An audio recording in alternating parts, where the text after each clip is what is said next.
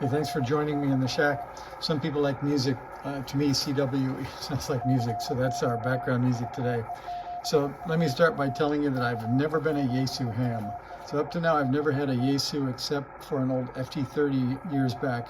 So when I got on eBay on a recent vacation trip to Korea, something came over me, and I think it was watching Thomas's videos. He did a review on the Yaesu FT-817 and 818. That's Thomas K4SWL.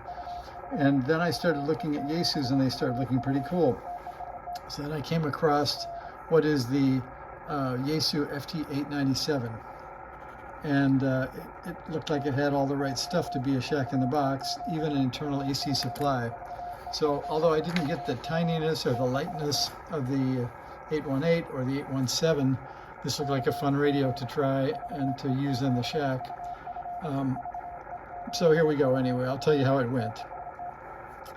So the first question came up as soon as the radio arrived from Japan was, I wonder if this is the radio I saw in the pictures. And so sure enough, I looked and all the pictures matched up.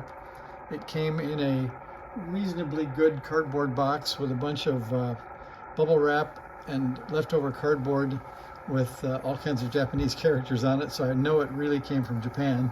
And if you want to know who it came from, there's a company called G.Graphic. And I looked, and he's got 3.3K items sold and a 99.8% positive. So I thought if 3,000 people can buy something and still have a 99.8% positive, I'll give it a shot. So your other question is, how much did you pay? So I paid $751 for an FT-897DM, which is a 50-watt radio, not a 100-watt radio. So I went on faith after going online and reading that the modifications to change the frequency allocations, etc., are not too difficult, which I haven't done yet, but I'll get around to that. It also came with the FP30, which is the built-in power supply. And I guess you've probably seen it, but we'll look. I don't know if I can look. It's pretty heavy, actually. You can see the supply is built right into the back. It's got an AC power cord, and the power wire feeds right in where the normal power connection goes. So I thought that was a kind of a cool feature. And even though it's heavy, you can still put batteries in it, I think, and we'll try that as well. So it's a pretty cool radio, and I think I had a listener or watcher point out the CW tuning indicator, which I thought was also a cool feature. But anyway, I digress. So there were a whole bunch of surprises about being a non-Yaesu ham. The first was, when I tried to turn it on, I couldn't turn it on. Then I found there's a master power switch in the back on the FP30A power supply. Then I still couldn't power it on. So then I headed off to the manual and found out that, well, let me get to that. So let me get back to my unboxing, which was a pretty good experience. So you can see, actually, it arrived. That was the first worry. Second is it looks pretty good. It wasn't dirty, and all the sides look good. There's no funny scratches and stuff. It was well packed. It arrived in one piece. It was the same one, as I mentioned. It came with this MH31 microphone, which isn't grimy, so that was a nice surprise. And the other one that I was worried about suddenly on the trip back from Korea was, what if this thing only supports Japanese power standards at 50 hertz? But that was another good surprise. So it supports 100 and 120 volts at 50 or 60 hertz. So that was good. So now back to the power up problem. That turned out to be needing to get out the manual where it says, press and hold the power switch in for 1 second to turn the transceiver off and on. So that immediately solved that, because sure enough, 1 second to go off and 1 second to go on. So that was good.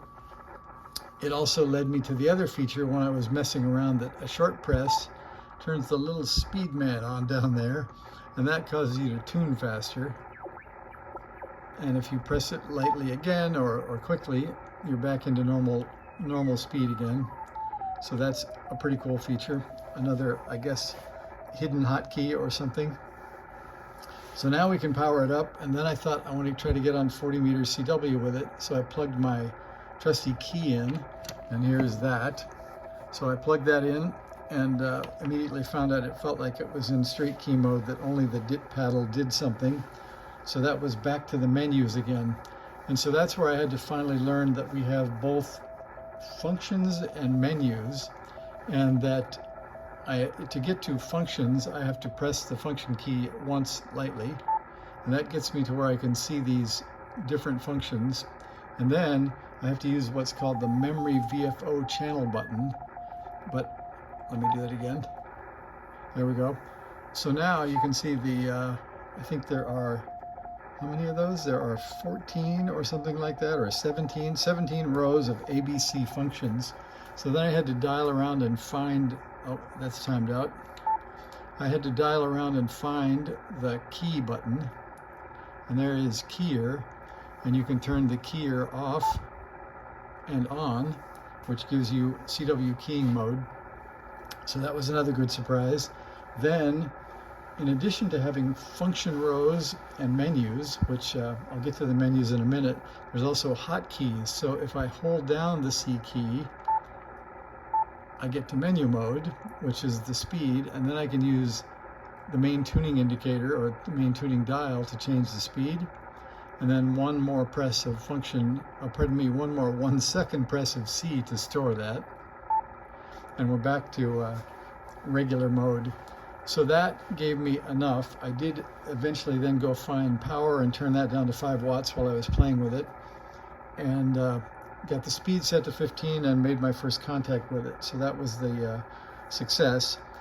I think I'll come back later and tell you more because this is getting long. But the next thing in line is the filter. So now that I know how to get to the filter in the menus and the function items, I'll go ahead and put in the filter that arrived, and I'll do a video about the 500 Hertz IF filter. Thanks for watching. See ya.